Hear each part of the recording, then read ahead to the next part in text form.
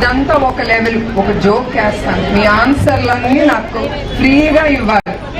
మిమ్మల్ని అందరిని చూసి ఈ నిజం గెలవాలి యాత్ర చూసి తర్వాత కుప్పంకి వచ్చి నాకు ఒక కోరిక వచ్చింది నా మనసులో.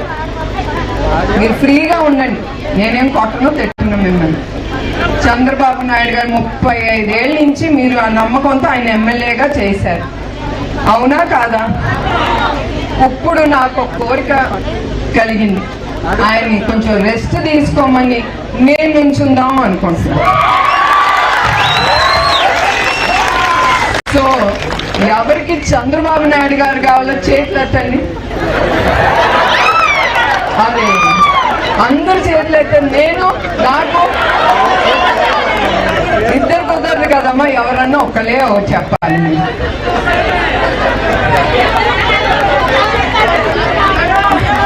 నేను ఇది ఊరికనే అంటున్నాను, నేను ఏది చేసినా నా మనసుకి తోసేది నేను చేస్తాను.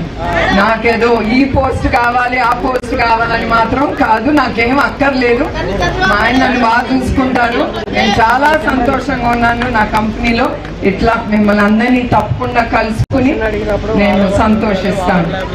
ఇది ఊరికి ఒక జోక్ కింద, ఎప్పుడు సీరియస్ గా మాట్లాడితే బాగోదు కదా, అది ఒక లైటర్ మూమెంట్. ఇది నిజం అనుకోపాకండి, ఆయనే ఉంటారు మీకు ఎప్పుడు.